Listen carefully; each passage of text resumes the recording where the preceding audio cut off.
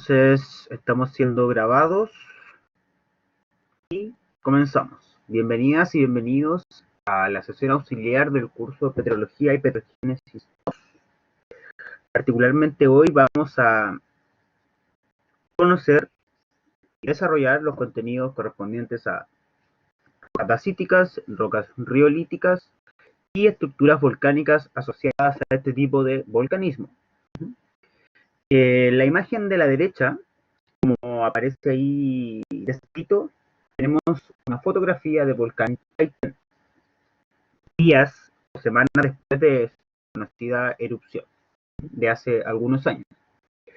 Esta erupción fue bastante importante en la historia reciente, podríamos decir, geológica de Chile y también social. Eh, bueno, quizá usted ya conoce la historia, ¿cierto? Causó un nivel de destrucción importante en el poblado de Chaitén.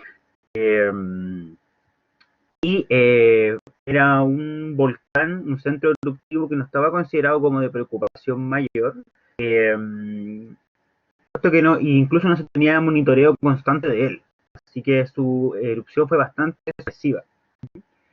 Eh, entonces yo les pongo esta imagen, puesto que la erupción de volcán fue una erupción de composición riolítica, ¿sí? Principalmente riolítica, composición que no es tan común en los Andes del sur, que como ustedes podrán saber, los Andes del sur o la zona volcánica sur empieza en el volcán Tupungatito, acá en la zona central, y se extiende hasta el sur, hasta Hudson, creo que es el último volcán que marca la zona volcánica sur, para comenzar la zona volcánica austral. ¿Ya? Erupciones de composición riolítica no son tan comunes en los Andes del sur y esta fue una de ellas. Entonces generó sus consecuencias particulares. Quería comenzar preguntando si ustedes me pueden indicar, saben o conocen cuál es el tipo de estructura que aparece aquí mostrada en la imagen. O primero, ¿podrían describirme más bien lo que ven en esta imagen? ¿Ya? Un domo, ¿cierto? Hubo desarrollo de un domo. Muy bien. Ese que se pone acá, ¿cierto? Que tenía lo más probable todavía desarrolló una fumarola bien especial, pero luego al comenzar la erupción comenzó el desarrollo también de un domo en la cima del volcán. ¿Pueden ver alguna estructura volcánica? Hay otra más. ¿Y dónde está la caldera? ¿Hay una caldera? ¿Dónde está?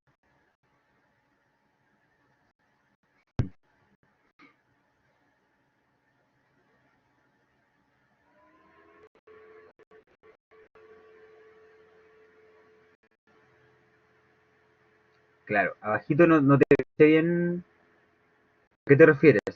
La caldera va alrededor del domo, como dice Brenda. Esta es la que se pone acá. Es un domo riolítico que además tiene un canal de salida de acá. Hubo aquí como ven acá se desarrolló una especie de abanico, sí, una especie de abanico, una zona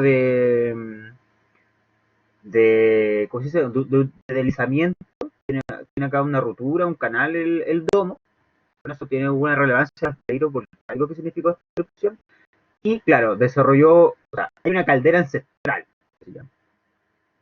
desde la última erupción conocida que fue ese, que sobrepasa tiempo histórico, que no ocurrió en tiempos históricos o reconocidos por el ser humano.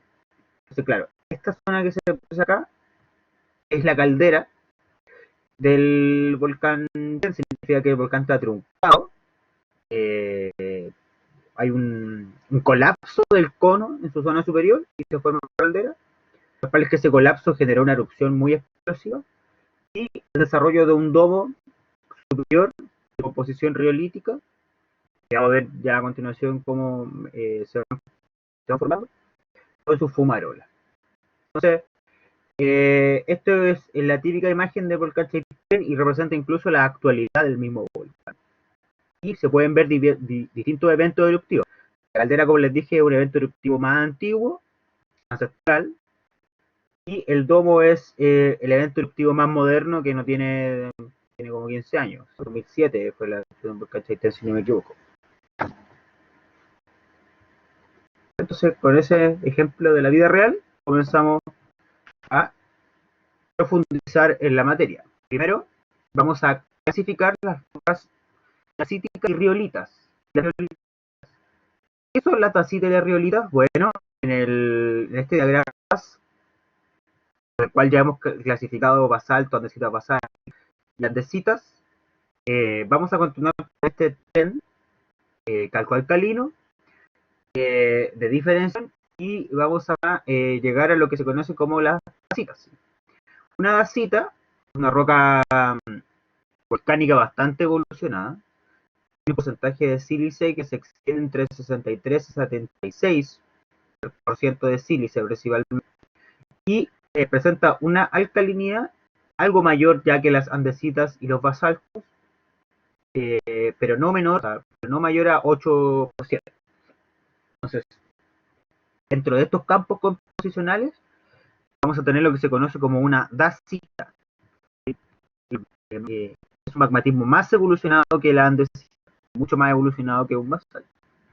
Ahora, aún más evolucionado, mucho más rico en potasio y en sodio, en estos elementos alcalinos, se puede el magmatismo riolítico. ¿Sí? El magmatismo riolítico tiene un porcentaje de sílice mayor al 70%. Es un magmatismo muy, muy rico en cadenas de sílice y tiene una alcalinidad bastante variable. ¿Sí? ¿Alguien me podría decir o formular una hipótesis de por qué al aumentar el sílice suele aumentar el potasio y el sodio, o sea, el porcentaje de elementos alcalinos? ¿Por qué aumentar el sílice aumenta el potasio?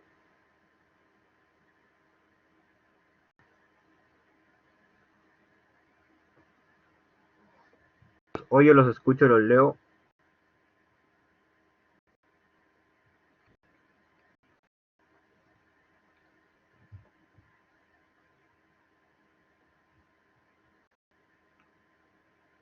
¿Qué dicen los geoquímicos en la geoquímica?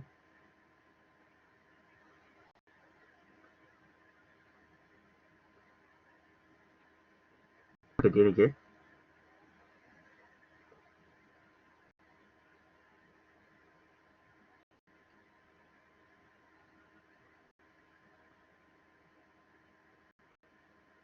Se enriquece en proporción, pues sí. O sea, tiene más porcentaje de potasio en su estructura. Hay mayor contaminación cortical. Recuerden de lo que vimos la semana pasada, ¿cuál es la composición promedio de la corteza? Eso lo dije la semana pasada, parece. No, la clase anterior, no la semana pasada.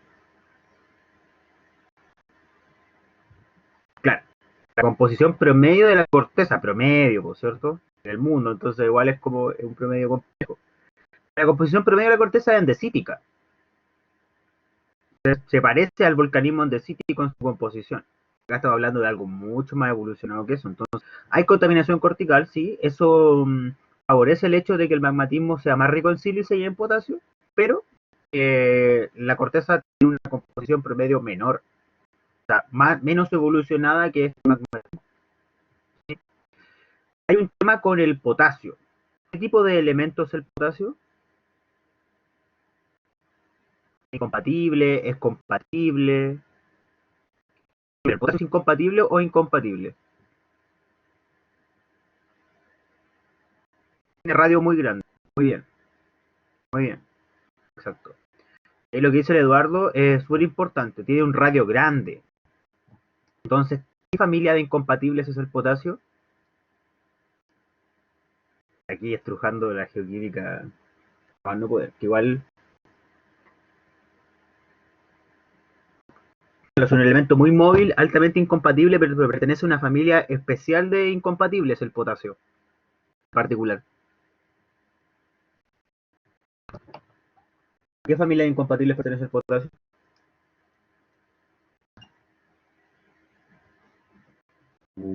Ya. Exacto, Rodrigo. Pertenece a los Lile. ¿Qué significa la sigla Lile?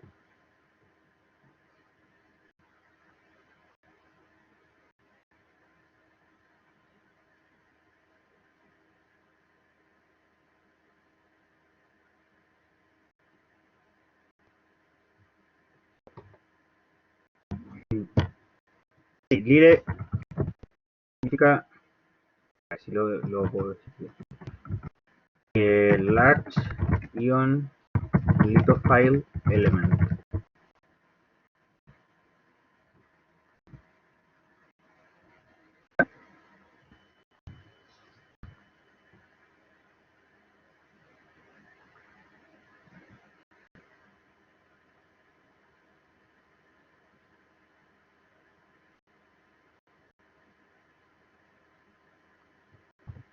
¿Ya? Eso significa Lile, Large Ion Lithophile Element. O sea, es un elemento litófilo que prefiere la corteza, eso quiere decir litófilo, ¿cierto?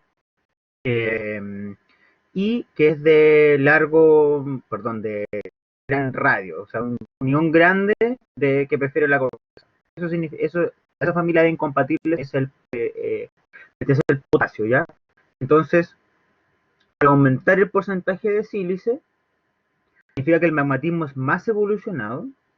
Es el más evolucionado, es más probable que incorpore elementos incompatibles o altamente móviles como el potasio. ¿Entiendes eso? Entonces, mientras más evolucionado, menos elementos mayores, por decirlo así, va a tener a su disposición. Menos hierro, menos magnesio, menos calcio, todo eso va quedando atrás porque va formando fases tempranas. Son compatibles, ¿sí? Compatibles con la fase sólida. Van a ir quedando atrás y va a ir quedando cada vez más sílice con elementos incompatibles a su disposición. ¿Ya? Entonces, eso igual es importante que lo tengan en consideración. Y aumenta el potasio cuando aumenta el sílice, porque el magmatismo evoluciona más y por tanto va a ir captando más elementos altamente móviles o incompatibles con el potasio. Entonces, la clasificación modal de las dacitas y las rocas se puede apreciar en este triángulo de Streckhausen, 79 para la clasificación de rocas volcánicas. Esta clasificación modal siempre hay que hacer la salvedad de que es solamente referencial. No es menos precisa la descripción de la clasificación de rocas volcánicas por medio de este triángulo que la de rocas intrusivas.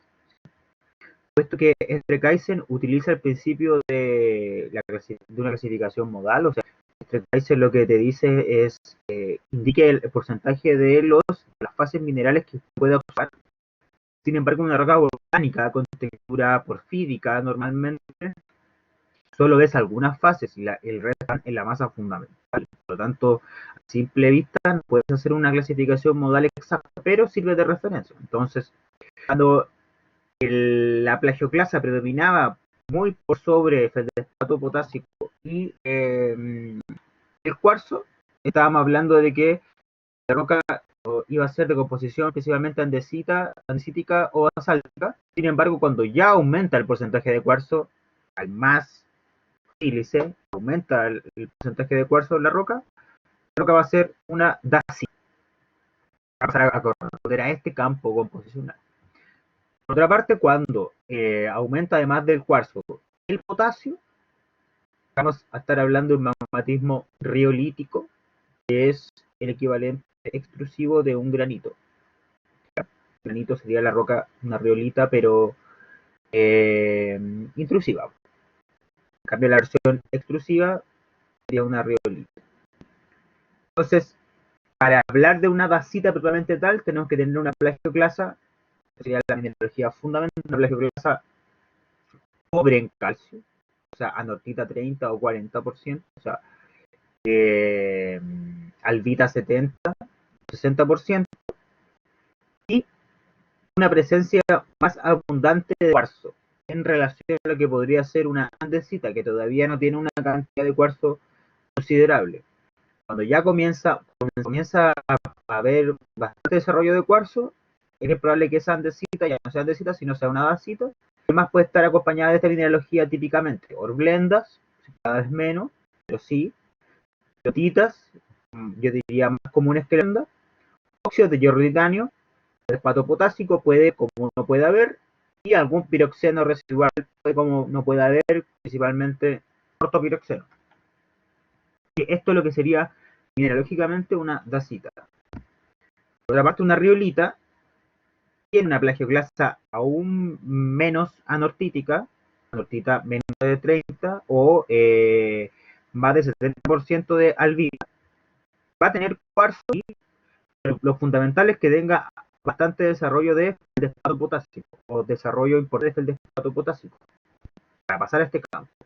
Además vamos a presentar biotita, no tanto orblenda, como ven acá solo está entre paréntesis, significa que puede como uno, pero va a haber biotita sí fundamentalmente, es más evolucionado este magmatismo, óxidos también, dioxenos puede haber, y bueno, y dice olivinos, pero eso solamente en fases residuales o en algunos casos excepcionales. Entonces, ¿cómo se ve una vasita? Bueno, de esta manera principalmente hay bastante desarrollo de cuarzo, como ven acá, hay algunos granos de cuarzo, nícoles para la izquierda, cruzado a la derecha, muy rica en vidrio normalmente, como ven acá, la masa fundamental se ve bastante distinta, lo que hace suponer de que es bastante rica en vidrio. Hay algo de plagioclasa, sí, no se ven tan claro, bueno, aquí hay alguna, otra por acá, etcétera, estas que se ven bastante alteradas son de plagioclasa, lo más probable, y desarrollo de cuarzo. Minerales máficos, algunos andan por ahí, tal vez por acá, hay algunas biotitas bastante oxidadas, ¿cierto? Se ven algunos de interferencia más altos que podrían hacer pensar biotitas, o incluso algunas, como ven acá, lo que predomina, hay bastante desarrollo de cuarzo y plagioclasa, quizás algún feldespato potásico. Esto es cómo se vería una dacita al microscopio. Habían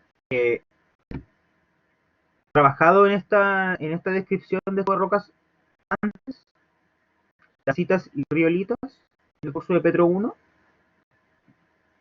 Pregunta.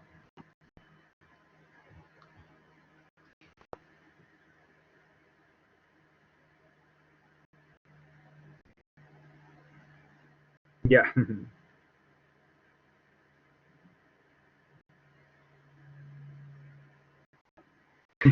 Pero como si fuese este semestre pasado. Ya, acá.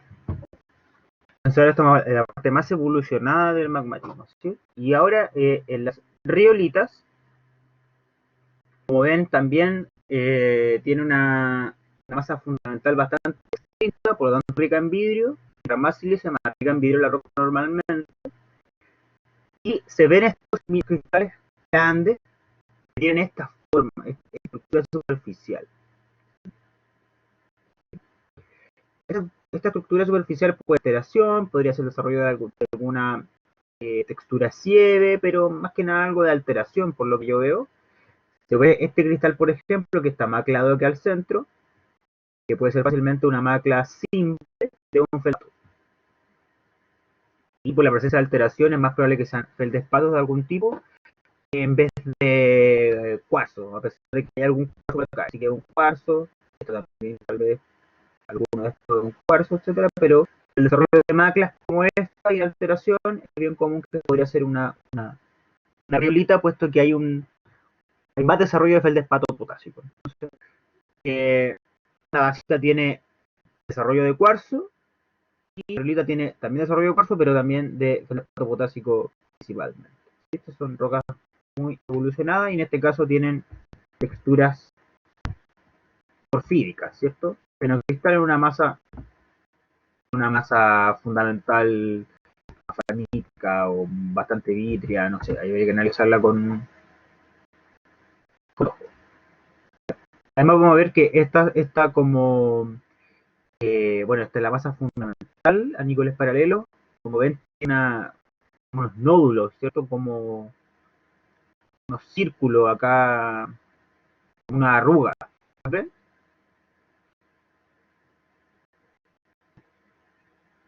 ¿En qué presenta como una arruga? Esas arrugas vamos a ver que tienen un porqué. No son aquí toda la observación cuenta. Ya. Entonces, ¿cuáles van a ser las texturas en unas tacitas y riolitas? Bueno, acá hay un listado de las texturas que van a presentar de las que vimos en la clase pasada. Hay que ustedes ya conocen Metro 1 también, que algunas que ni siquiera vimos en la clase pasada, que son más fundamentales. La tacita de riolita para tener texturas porfídicas, vitrofídicas también, cuando la masa fundamental sea bien. Van a tener texturas traquíticas. Uy, ¿cuál es la textura traquítica?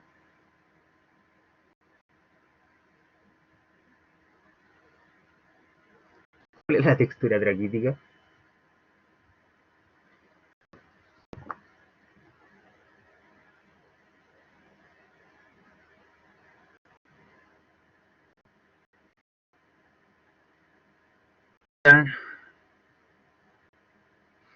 Exactamente.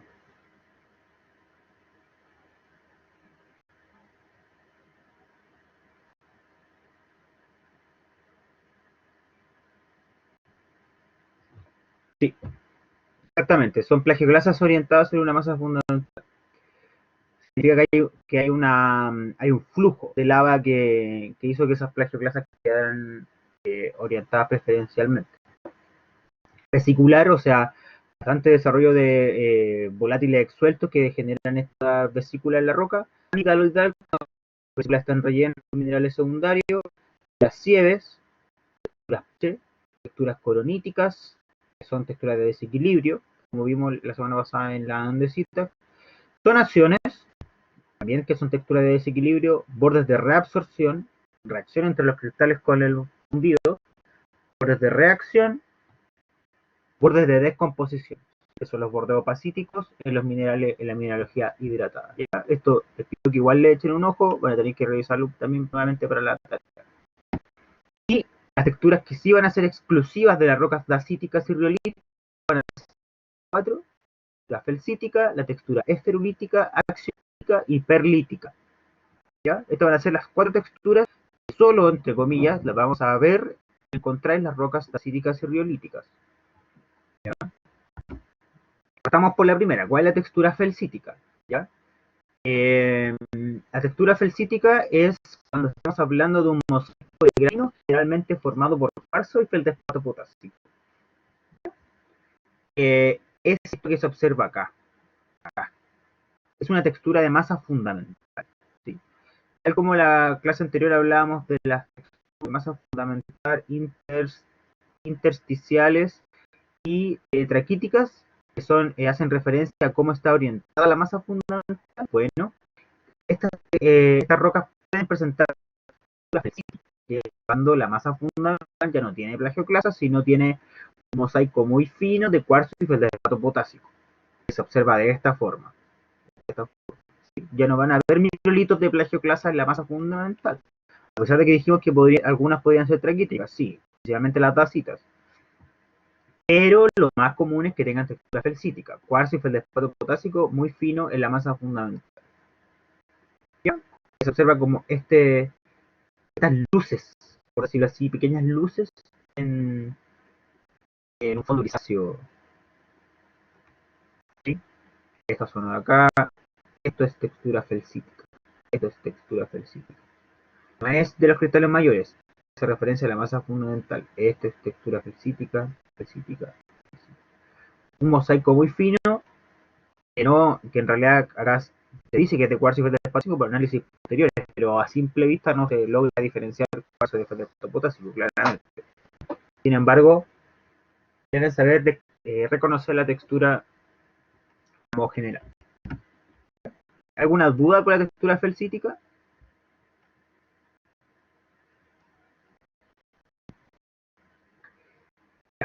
La textura, ya se aprenda. La textura perlítica.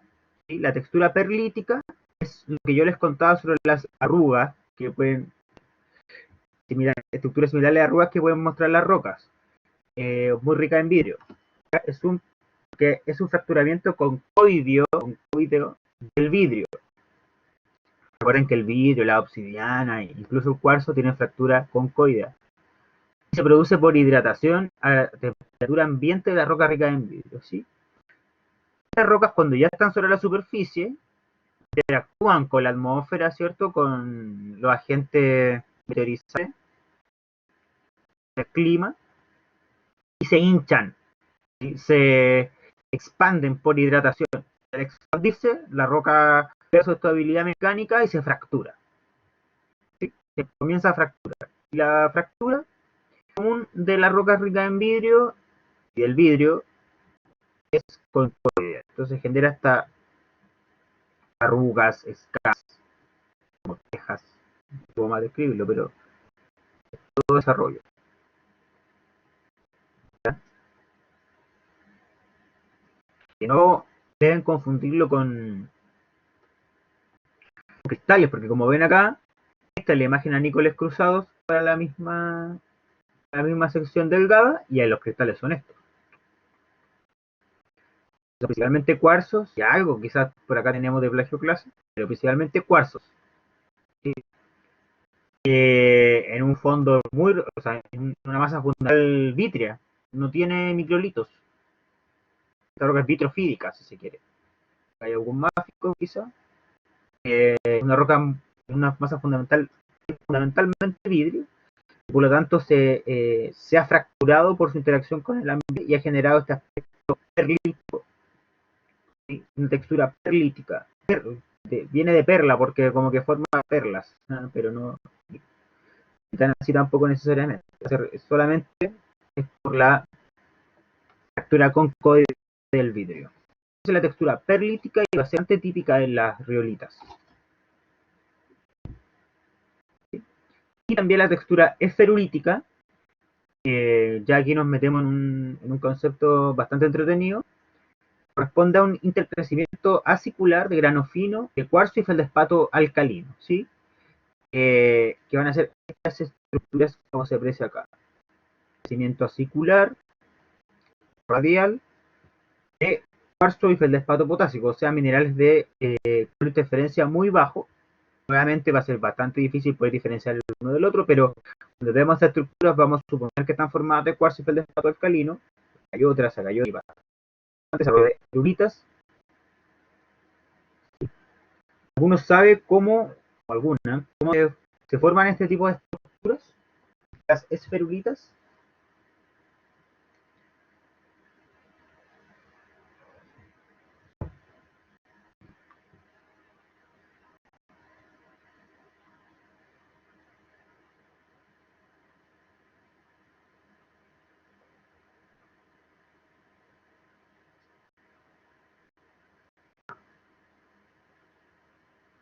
Sí, de hecho vamos a ver el mismo gráfico.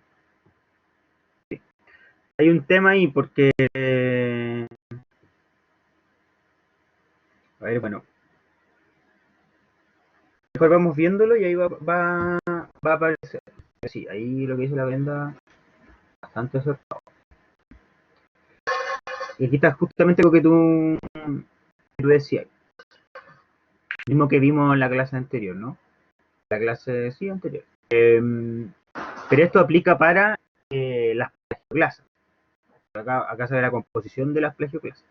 Nos sirve para entender según el sobreenfriamiento. Cuando el sobreenfriamiento es muy alto, o sea, por ejemplo, comenzamos con una plagioclasa que comienza, no sé, por su vida acá, y pasa abruptamente acá, o sea, por un proceso de una erupción violenta, ponte tú, es bastante probable de que esta composición no logre nuclear un cristal, sino se genere una plagioclasa, en este caso ya ferulítico, ¿sí?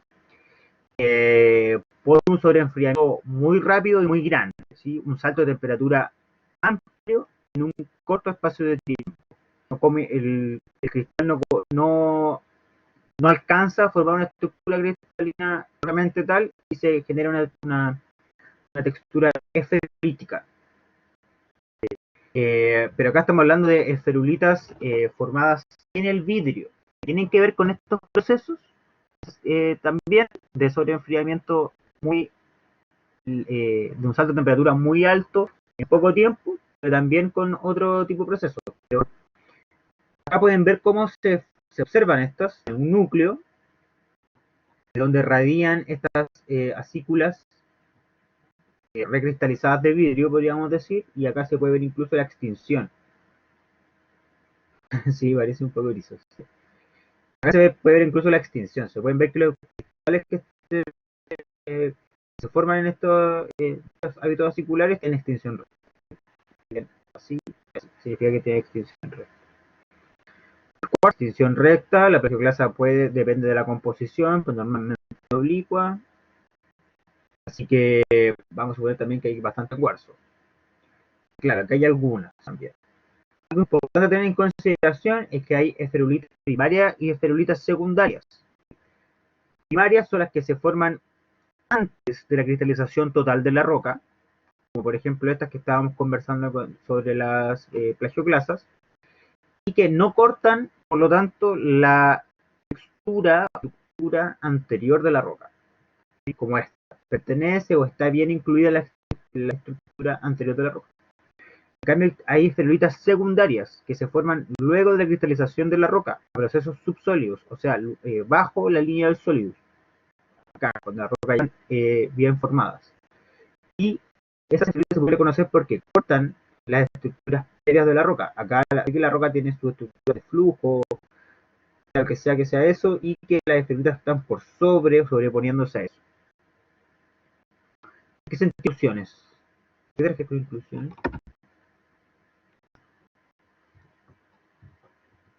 ¿Se va?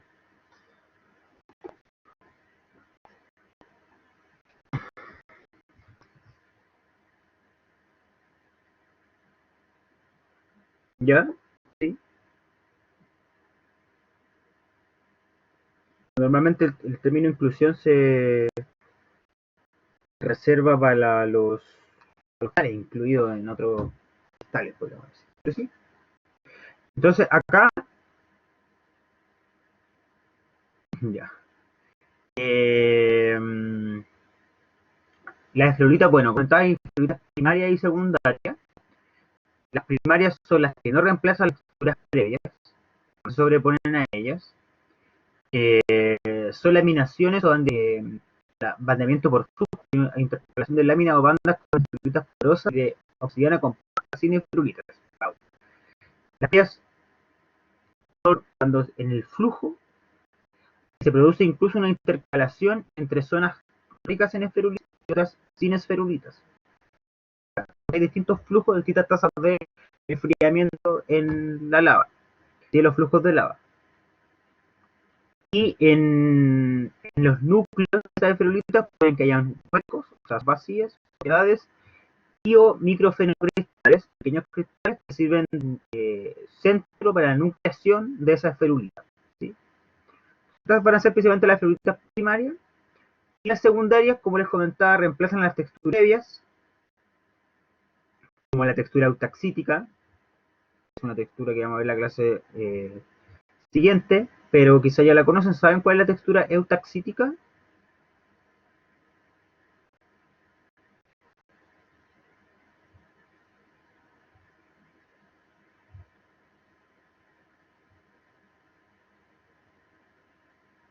O vitroclástica, textura eutaxítica o vitroclástica. ¿Ya? Va a quedar en suspenso para la próxima clase.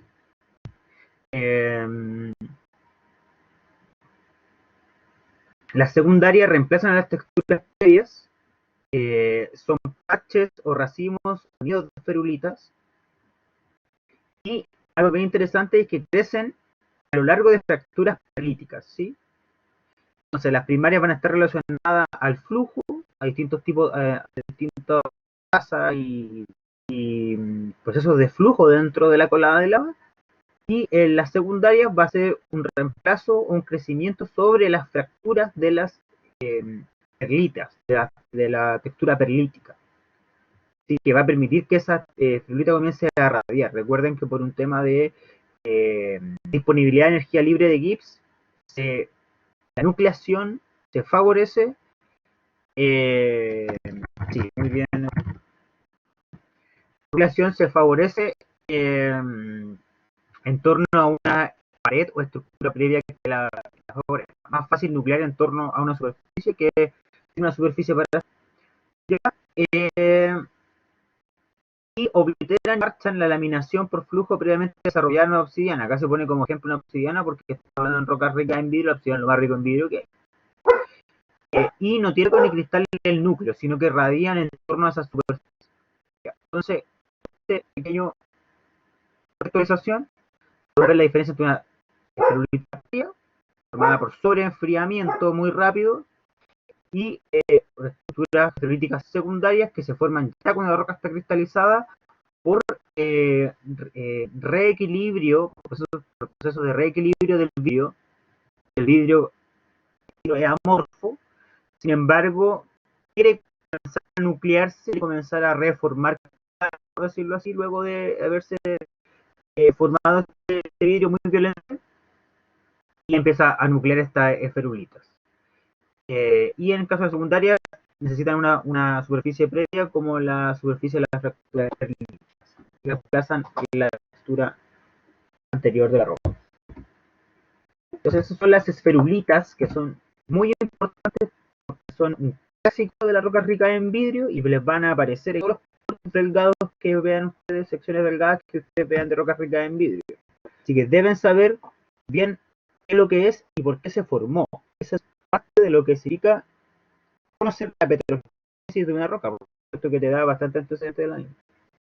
La textura axiolítica es una perlita, o sea, perdón, una ferulita, pero que diverge no en torno a un punto central, sino en torno a un eje. ¿Sí? Un núcleo lineal, como dice ahí. Que depende de qué tan desarrollada está, puede ser también en torno a una textura perlítica. Recuerda que la perlítica es una fractura convexa, entonces aquí puede estar fracturándose de esta forma la roca, como ven acá, y en torno a esa fractura empezar a radiar, a nuclear la estructura. ¿Sí? Hay un eje, y es algo como por ejemplo podría ser, la textura ya no va a ser esferulítica, sino que va a ser axiolítica, pero es el mismo proceso, solamente que cambia la geometría.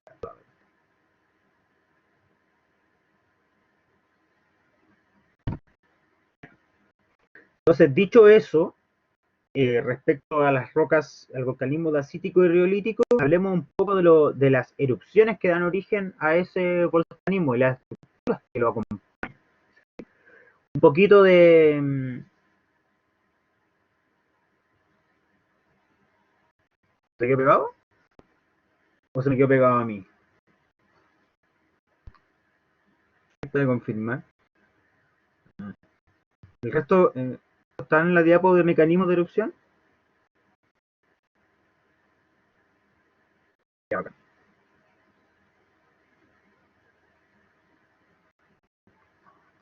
Ya, estupendo.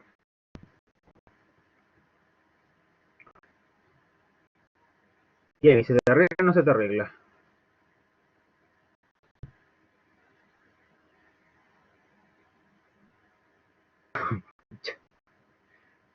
Dale F5. Claro. Bueno, entonces este es un repaso de los mecanismos de erupción, los mecanismos que dan origen a las erupciones volcánicas. ¿Sí? Cada uno de estos es un mundo. Los podemos subdividir en 4 familias de mecanismos: mecanismos de sobrepresión, de agitación, descompresión y magmático hidrotermales. Dentro de la sobrepresión, esta se puede cuando cambian las condiciones intensivas del reservorio magmático, principalmente presión y temperatura, ¿cierto? Y esto se puede producir por una inyección o mezcla de magma. Si tengo un reservorio magmático que está en equilibrio, pero se le inyecta un magma más caliente, ese magma más caliente va a ingresar una temperatura al magma que va a hacer que este pueda eruptar violentamente a la superficie. ¿Sí? Es bien común que los magmas erupcionen por mezcla de magma o por inyección de otro magma más caliente. Y sobresaturación de volátiles en la cámara que quieran escapar rápidamente. Esto normalmente se va produciendo por evolución del magmatismo. Mientras más evolucionado, más volátiles va a tener disponible el magma, y cuando ya estos se comienzan a absorber y se sobresaturan volátiles, hay una acción de los mismos, que no quieren escapar rápidamente. Mecanismos por agitación como la sísmica, un movimiento telúrico puede generar una sobreagitación en el reservorio magmático que va a compresión de la presión hidrostática sobre el reservorio. Esto lo voy a dibujar, aprovechando el espacio. Tengo, por ejemplo, un estratovolcán, ¿cierto? Este estratovolcán, no sé, podríamos decir que acá abajo hay una cámara magmática. Muy malas las proporciones, pero entiéndanme el concepto. Y acá están los conductos y todo, como queráis. Y por ejemplo, sobre este volcán hay un glaciar. Muy grande, muy desarrollado. Entonces, un glaciar presionando. Un glaciar es una estructura muy masiva, entonces genera una presión importante sobre la estructura. Cuando este glaciar, por ejemplo, se derrite y se va, hay una descompresión muy relevante sobre el edificio volcánico que puede hacer que se deprima y erupte. Sí, hay una teoría, una hipótesis bastante extendida sobre grandes erupciones explosivas. ¿Cachai? Por ejemplo, en el volcán Villarrica, quizá ustedes lo conozcan, lo hayan escuchado, ¿cierto? La Lingüita Licán, que son grandes erupciones explosivas relacionadas al volcán Villarrica, se relacionan a retrocesos de glaciares sobre él, generar una descompresión importante. El colapso de los flancos, ¿sí? Cuando los volcanes están en ambientes bajos en agentes meteorizantes o erosivos, los volcanes comienzan a crecer en base, porque no tienen agua que los erosione, como en el sur. ¿Ya? Por ejemplo, en el norte, en el desierto de Atacama, la zona volcánica central, que se llama, los Andes centrales, la zona, claro, volcánica de los Andes centrales, que en el caso de Chile, la parte norte de Chile, sur de Perú, la zona volcánica de los Andes del norte está allá, es Guatemala, Costa Rica, eso, a ese lado, Ecuador. La zona volcánica de los Andes centrales se encuentra en el desierto de Atacama. En el desierto de Atacama los factores meteorizantes del ambiente son pocos. Los cauces de agua, que el agua es el principal factor erosivo, son pocos, no hay casi prácticamente. ¿Sí? Entonces la erosión es baja y las estructuras se conservan. Por lo tanto, los volcanes pueden crecer mucho en el norte. De hecho, el volcán más alto del mundo está en Chile. El Nevado Ojos del Salado, que se encuentra en la región de Atacama. Ya en el desierto de Atacama. Ahí se encuentra el volcán más grande del mundo. Y hay un proceso de desequilibrio gravitacional de la estructura que hace que se empiece a desmoronar. Obvio, ya no es algo tan alto y se empieza a desmoronar. Y el colapso de los flancos hace que se descomprima y puede generar una erupción. Y lo mismo, erupción o deslizamiento de tierra. Relacionado a lo mismo. Y procesos magmáticos hidrotermales, entrada del nivel freático a magma ascendente, o sea, una interacción del magma con el agua, que genera una rápida, como podríamos decir, ebullición, ¿cierto? Del agua que favorece una erupción, y entrada de agua por derretimiento glacial, lo mismo. Empieza a derretir el glaciar, empieza a ingresar agua al sistema y el agua sabe en un volátil que va a favorecer la formación de erupciones explosivas. ¿Sí? Y otro acercamiento al volcanismo, las formas de ascenso. El tipo de erupción de un magma va de la mano con la forma de ascenso de este, además del mecanismo de erupción y la composición del magma. La forma de ascenso depende casi exclusivamente de la viscosidad, o sea, qué tan viscoso el magma, qué tan rápido su densidad y la cantidad de volátiles que tenga. ¿Sí? Y en la imagen de la derecha se muestran diferentes tipos de flujo, regímenes de flujo del magma. ¿Cierto? Cuando lleva, por ejemplo, bolsillos de gas, ¿cómo se dice? Gas pockets, donde las burbujas van dispuestas de esta forma, zonas donde las burbujas nucleaban pequeños centros, ¿sí? El magma los transporta, donde los volátiles van dispuestos en una central, y cuando ya los volátiles predominan dentro del magma, se ha fragmentado el magma. Y el magmatismo más evolucionado, la fragmentación del magma va a ser muy importante, que la fragmentación del magma, los volátiles son muy importantes o predominantes dentro de la colada, va a generar explosiones, o sea, erupciones explosivas, puesto que este gas, estos volátiles son los que favorecen la explosión de la. En estricto rigor, ustedes saben cómo se llaman cada una de estas partículas, o a qué da origen la fragmentación del magma. El magma es un fluido. ¿Sí? Cuando este fluido sale a la superficie de manera consistente, da origen a una colada de lava. Cuando ese fluido se fragmenta completamente, como se ve acá, ¿a qué da origen? ¿Cuál es el producto? Un volcán, un magma fragmentado. No es una colada de lava, una colada podría ser un flujo así. Significa que esto es más basáltico, por decirlo así. Evoluciona hacia más. Si esto erupta una colada de lava, ¿qué es el producto que erupta un magma fragmentado por una alta presión de volátiles?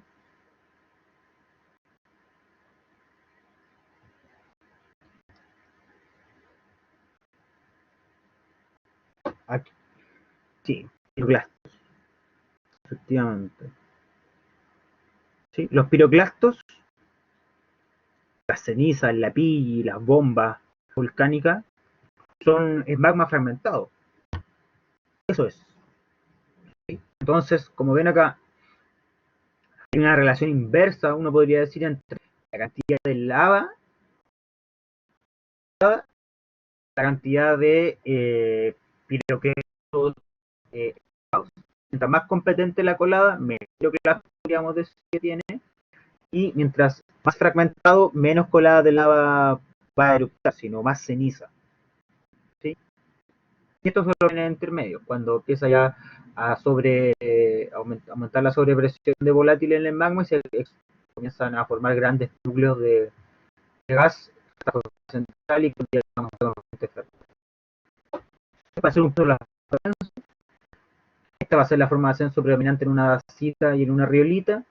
Esta va a ser la forma de ascenso predominante en un basalto. Y esto ya es intermedio.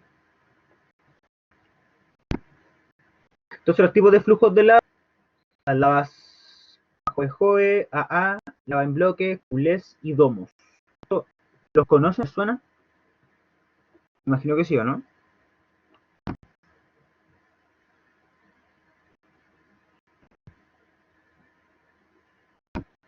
Entonces vamos a pasarlos más rápido.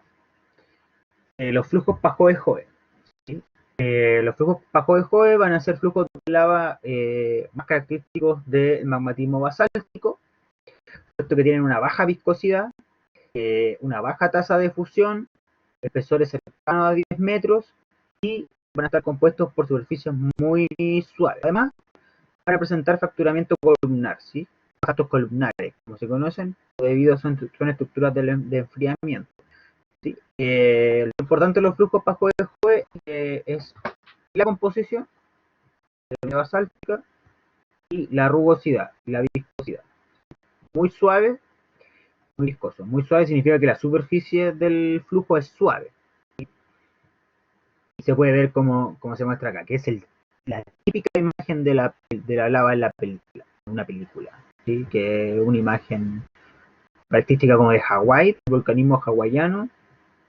Esto es un flujo bajo Ejoe. No voy a tener tanto porque dijeron que lo sí, este es un perfil de un flujo bajo Ejoe, que se puede ver cómo se van amontonando o lobulando también los flujos mientras van fluyendo del conducto hacia sus extremos, ¿sí? Entonces tienen estas superficies suavizadas debido a que no hay mucha resistencia interna del fluido para movilizarse, ¿sí? Entonces, ¿cómo se van desarrollando estos lóbulos? Empieza a lobular acá, esto se comienza a cristalizar o a solidificar y escapa un nuevo lóbulo por una zona de debilidad dentro de la superficie de la lava porque genera un frente de solidificación, la parte interna de la lava se empieza a solidificar, pero cuando hay estos discontinuidades, escapa otro lóbulo y de esta forma se empiezan a formar estas piedras acá o lágrimas, etcétera, ¿sí? Que generan este como racimo de lóbulos bajo de Por el contrario, los flujos AA son de composiciones más evolucionadas, ¿sí? Más andesíticas la composición, la viscosidad es intermedia, las tasas de fusión son un poco más altas, los espesores que forman son mayores y las superficies son irregulares. La superficie del flujo es irregular. Son cortezas brechosas, que se dice ahí, o sea, bastante fragmentadas, el núcleo es más continuo, ¿sí? Bueno, ¿saben por qué se llaman AA o no? La típica anécdota, ¿saben por qué se llama AA el flujo? Es decir, AA.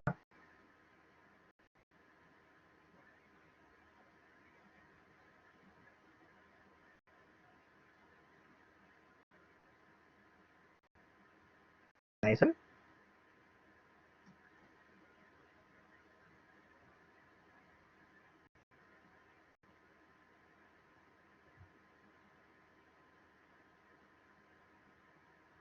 No, nadie sabe. A mí lo que me dijeron, que no lo he corroborado, así que no sea así, es que, bueno, estos flujos fueron definidos en Hawái, el volcanismo hawaiano. AA es con el nombre indígena que tenían estos flujos, como son irregulares, lechosos y vidriosos en su superficie, tú los pisas, patapelá, no sé cómo queráis, si los pisáis, duele, ¿cachai? Cortas. Entonces se llaman AA. Porque duele, AA. ¿Verdad? Ese se supone que es el origen del nombre de los de lava AA. Para que se recuerden, se llaman así porque su superficie es irregular y bastante dolorosa. Hay que lava AA en Chile, pone por Cambiarriga y Pastón. La tasa de fusión, es fusión, ¿sí? Da cuenta, la tasa de fusión es simplemente cuánto magma sale. ¿Cuánto magma sale por segundo? Como sale más magma, hay más sobreenfriamiento del mismo en la superficie rápidamente y se genera como este tipo de estructuras. También se forman puesto que el magma se resiste a fluir, podríamos decir. Es más viscoso, por tanto menos y genera menos de suavizado. Claro, ahí lo dejo para la imaginación. Sí. Los flujos más andesíticos. Y acá se puede ver un perfil de un flujo AA. Fluye en un momento podríamos decir es más bajo de Jove, y luego el frente de solidificación comienza a fragmentarse rápidamente. Ya no puede fluir más cuando se enfría rápidamente, ¿sí? Comparado con los bajos de Jove, los flujos son más gruesos, más rugosos, etc.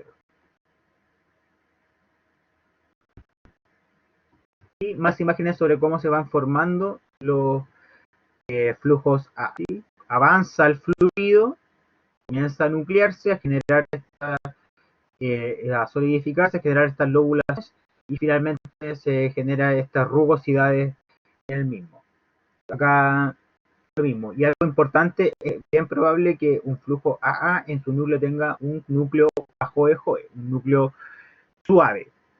El frente de solidificación, ¿cómo se llama? El que interactúa con la superficie de enfriamiento, es el que se va a fragmentar. Es un flujo bajo de Joule.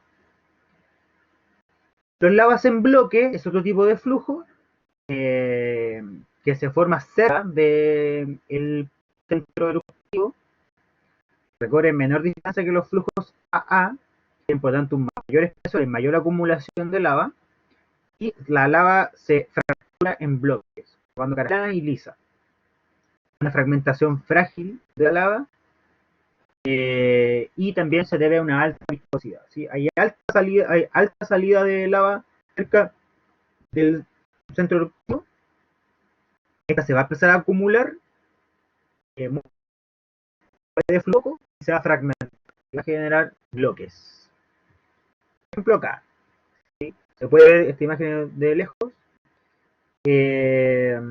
y se puede ver cómo presentan estos bloques o fracturamiento en bloque de la lava, o sea, un fracturamiento más largo y amplio.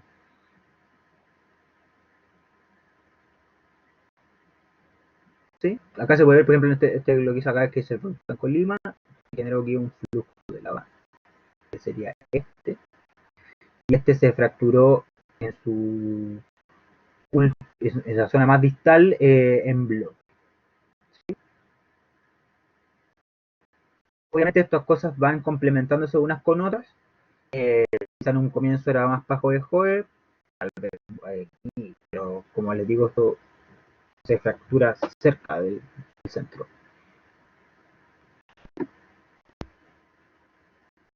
Hay algunos bloques grandes para que vean cómo se fragmenta la colada. Esto es un bloque de fragmentación. Acá hay algunos bloques también pequeños, etc. Hay una progresión. Bloques, fracturamiento un poco más débil, podría ser bajo de Jove, A, y casi nada de fracturamiento es bajo de Jove, una superficie eh, suave.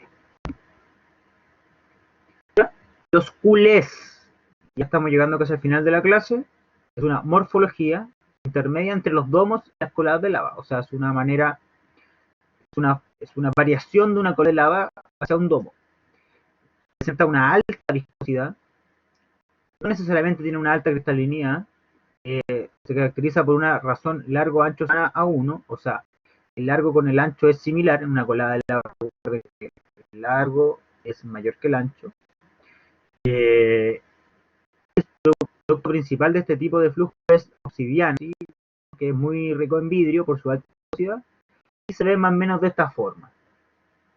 Un domo acá, y se genera como esta colada de lava muy viscosa que avanza poco, que tiene una geometría bastante simétrica en largo y ancho, y también presenta bastante fragmentación y tiene algún pulso, como se ve acá.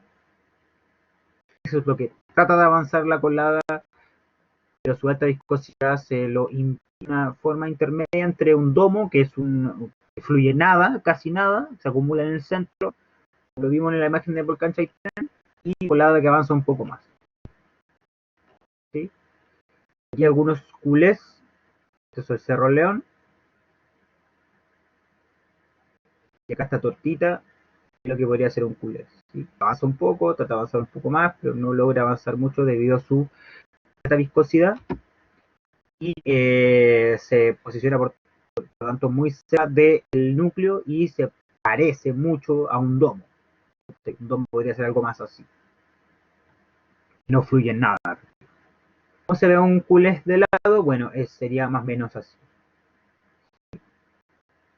La estructura muy gruesa, muy acumulada, pero que sin embargo logra fluir un poco a pesar de su viscosidad. Los domos finalmente son flujos de lava altamente viscosos que presentan fusiones muy bajas, ¿sí? Bien, va saliendo la magma a la superficie, el magma es tan viscoso que va a salir con tasas bajas. Alta razón alto largo, o sea, son más altos que largos, y son comunes las reolitas, las dacitas, las rocas vítreas, etc. viscosidad es muy alta. Entonces, por ejemplo, esto sería lo que sería un domo. Esto es lo que se llama, esto es un tapón, ¿cierto? El domo básicamente, el magma trata de salir a la superficie, puede hacerlo por el conducto, puesto que está más caliente, pero rápidamente, al encontrarse con las condiciones atmosféricas, ya tiene una alta viscosidad, al enfriarse aumenta la viscosidad y se comienza a acumular en la zona de salida del conducto. ¿Sí? Cuando este domo puede fluir poco, evoluciona hacia un culé, como lo veíamos anteriormente, pero cuando ya no puede fluir nada, se mantiene como un domo. Por ejemplo, el del volcán Chaitén. Ahora eso es una estructura bastante interesante porque es una acumulación de lava, que si bien esa lava como es muy viscosa, evoluciona poco, en tasas bajas, es una acumulación constante en el tiempo normalmente, que tarde o temprano va a colapsar. ¿Sí? Y el ejemplo, vemos la imagen del principio, es el volcán Chaitén. ¿Sí? Esta imagen es de Cernajemin. Esto es un domo riolítico, el conducto va a estar en algún punto por acá, ya ha comenzado a salir este magma riolítico lentamente debido a su alta viscosidad, pero se comienza a acumular. También necesita liberar los volátiles que tiene ese magma aparejado, así que tiene el desarrollo de una fumarola. ¿Ya? Estas estructuras aumenta la sobrepresión sobre el edificio volcánico y por lo tanto puede aumentar la probabilidad de que se genere con una erupción explosiva. ¿Ya? Así que son estructuras bastante peligrosas que normalmente terminan destruyéndose por la erupción de forma. Eso. Dudas, consultas, preguntas.